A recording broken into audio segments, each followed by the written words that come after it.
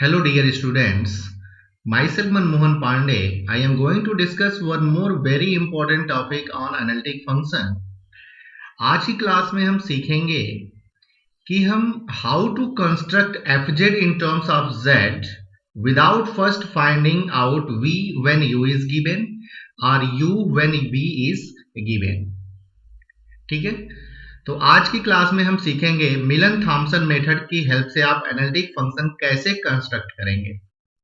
Okay, with the help of this method we can directly construct fz in terms of z without first finding out v when u is given or u when v is given.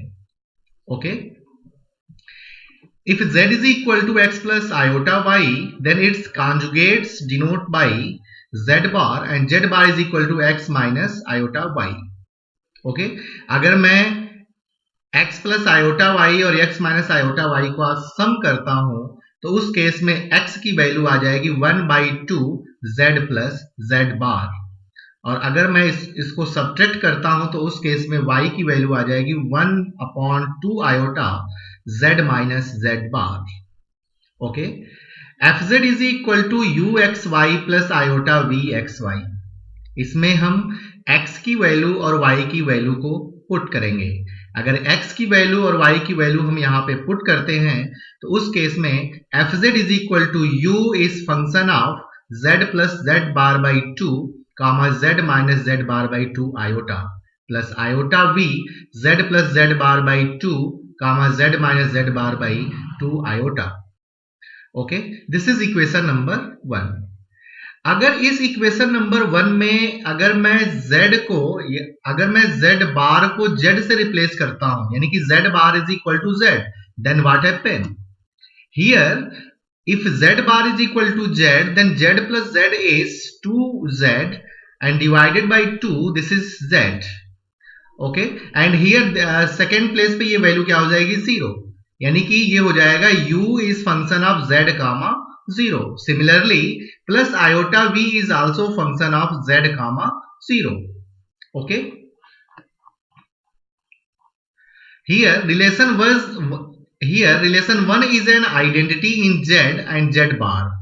Putting z bar is equal to z, we get fz is equal to u z comma 0 plus iota v z comma 0. This is equation number 2. Okay. Now fz is equal to u plus iota v. Okay, अगर मैं इसको differentiate करता हूं एक बार partially, अगर मैं इसे differentiate करता हूं तो f dash z is equal to del u by del x x के रिस्पेक्ट में plus iota del b by del x. Okay, और यहां पे हम CR इक्वेशन अप्लाई कर सकते हैं. आप देख पा रहे होंगे कि del u by del x और del b upon del x की वैल्यू होती है minus del u upon del y. ठीक है, तो यहां पे क्या किया गया?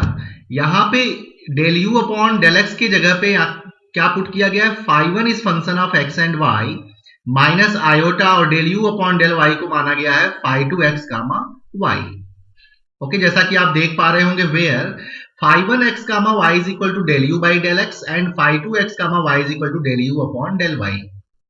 ओके ओके, नाउ अब आपको करना क्या है? आप x की जगह पे x को z से रिप्लेस कर दीजिए और y को आप 0 से रिप्लेस कर दीजिए. मतलब x की जगह पे z और y की जगह पे 0. अगर आप ये वैल्यू पुट करते हैं replacing x by z and y by 0, then what happen? f dash z is equal to phi1 z comma 0 minus iota phi2 z comma 0. Okay, अगर हम इसे इंटीग्रेट करेंगे ना तो f डैश z को अगर हम इंटीग्रेट करते हैं तो f ऑफ z हो जाएगा, और यही हमारा एनालिटिक फंक्शन होगा in terms of z. Okay, integrating we get f of z is equal to integral phi1 z comma 0 minus iota phi2 z comma 0 into dz plus c, where c is arbitrary constant. Okay, अब तो यहां पे आपको करना क्या है? phi1 z comma 0 calculate करना है, phi2 z कामा 0 कैलकुलेट करना है. ओके, और फिर ये वैल्यू आप यहां पे पुट करके इंटीग्रेट करेंगे तो डायरेक्टली आपको एनालिटिक फंक्शन जो होगा वो हमारा कंस्ट्रक्ट हो जाएगा इन terms of z. Okay, similarly ये तो तब था ना जब u दिया हो, u x y अगर दिया हुआ है तो उस केस में आप ये फार्मूला यूज कर सकते हैं. सिमिलरली अगर v दिया हो ना तो उस केस में भी आप इजिली फाइंड कर सकते हैं। Similarly if vxy is given then fz is equal to integral psi1z comma 0 plus iota psi2z comma 0 into dz plus c। यहां पे psi1 xy जो होगा ना वो del v upon del y होगा और psi2 xy जो होगा वो हमारा del v by del x होगा। आपको ये याद रखना होगा कि phi1 xy की value del u upon del x, phi2 xy की value del u upon del y। यहां पे psi1 xy की value del v upon del y और psi2 xy की value del v upon del x। Okay, और इसी में क्या करना है, आपको x को रिप्लेस कर देना है z से और y को रिप्लेस कर देना है 0। ये तो दोनों केस में यही करना है आपको, ठीक है। तो इस तरीके से अगर u दिया हुआ है तो आप इस फार्मूले का यूज कर सकते हैं, ठीक है। यहां पे आप देख पा रहे होंगे कि यहां पे जब मैंने इसको डिफरेंशिएट किया तो यहां पे del v upon del x हुआ है, ठीक है। जब मैंने इसको डिफरेंशिएट किया पार्शियली तो यहां पे del v upon del x आया हुआ है, लेकिन u दिया हुआ है तो बड़ी सीधी सी बात है कि इसे तो रिमूव करना ही होगा, इसलिए CR इक्वेशन लगा करके यहां से इसको बना लिया गया है del u upon del y। ठीक इसी प्रकार से यहां पे भी आप देख पा रहे होंगे कि दोनों del v upon del y और del v upon del x, ऐसा इसलिए क्योंकि यहां पे vxy दिया हुआ है, ठीक है। तो ये दोनों फार्मूले आपको याद होने चाहिए इसी फार्मूले की हेल्प से। और ये phi1 xy, phi2 xy और psi1 xy और psi2 xy क्या है, ये चीजें अगर याद है आपको तो इजिली आप इसे कर पाएंगे। Okay, Miller-Thompson method can easily be okay. आइए देखते हैं स्टेप वाइज हम किस तरीके से कंस्ट्रक्ट करेंगे एनालिटिक फंक्शन, ये हम देख लेते हैं। सबसे पहले case first, when only real part uxy is given. जब सिर्फ और सिर्फ uxy अगर दिया हुआ है तो उस केस में आप स्टेप बाय स्टेप कैसे एनालिटिक फंक्शन कंस्ट्रक्ट करेंगे, आइए देखते हैं। To construct analytic function fz directly in terms of z when only real part u is given, we use the following steps। सबसे पहला काम केस फर्स्ट के लिए आपको del u upon del x calculate करना है, ठीक है। और del u by del x calculate करने के बाद write it as equal to phi1 xy, ठीक है। After find del u upon del x आपको ये मानना है कि this is phi1 xy is equal to del u upon del x।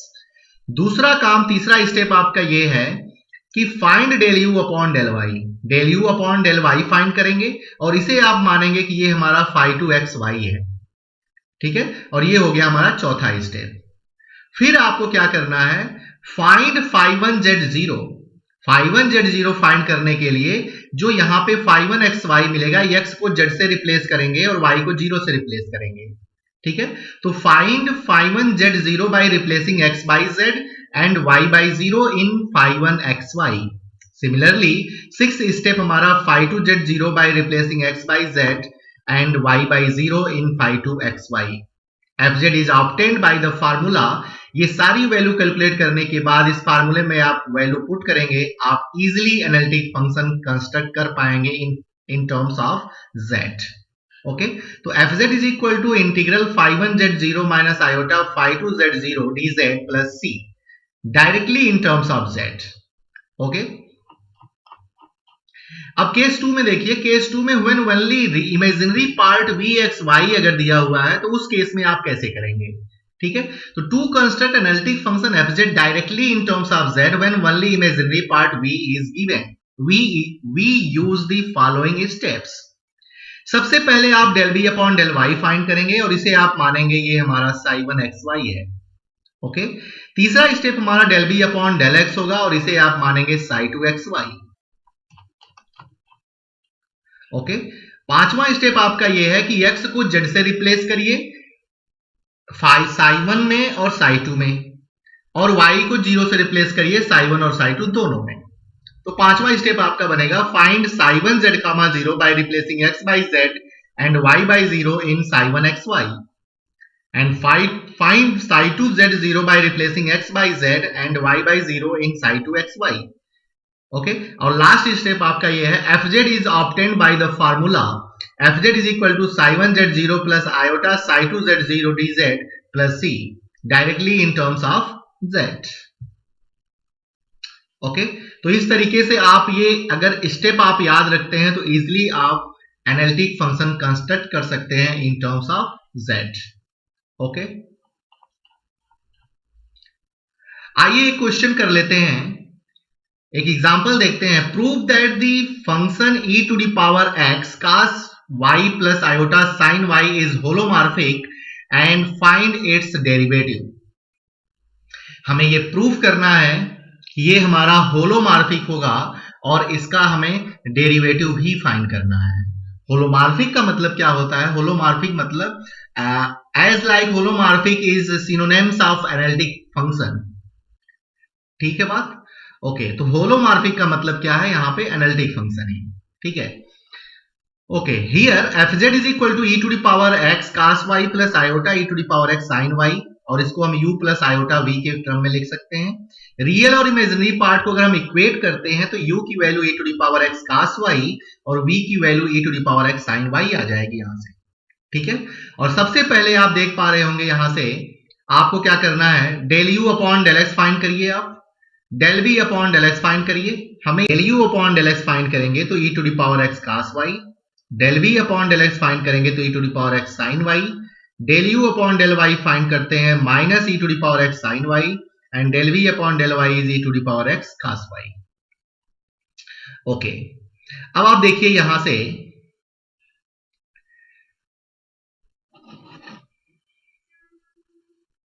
Okay, since del u upon del x is equal to del v upon del y, देखिए del u upon del x की value del v upon del y के बराबर है और del u upon del y की value minus del v upon del x के बराबर है। मतलब CR इक्वेशन हमारी सेटिस्फाई कर रही है।